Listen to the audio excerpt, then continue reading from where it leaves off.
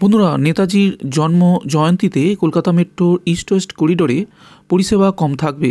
আগামী সোমবার 23শে জানুয়ারি নেতাজি সুভাষচন্দ্র বসুর জন্মদিনে ছুটি থাকার কারণে সারাদিনে কম সংখ্যক মেট্রো চলাচল করবে।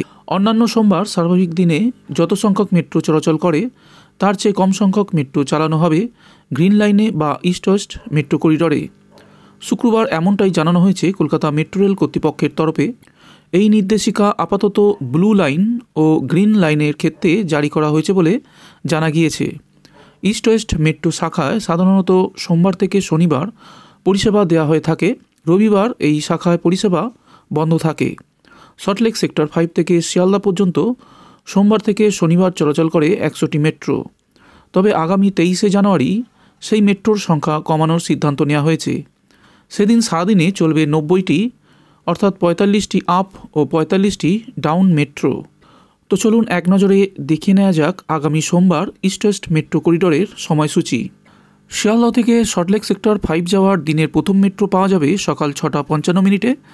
সল্টলেক সেক্টর 5 থেকে শিয়ালদহ স্টেশন যাওয়ার দিনের প্রথম মেট্রো পাওয়া যাবে সকাল 7টায়। এবার জানব দিনের শেষ মেট্রোর সময়। শিয়ালদহ থেকে সল্টলেক সেক্টর 5 যাওয়ার দিনের শেষ মেট্রো পাওয়া যাবে রাত 9টা 35 মিনিটে। সল্টলেক সেক্টর 5 থেকে শিয়ালদহ পর্যন্ত যাওয়ার দিনের শেষ মেট্রো পাওয়া যাবে রাত 9টা 45 মিনিটে।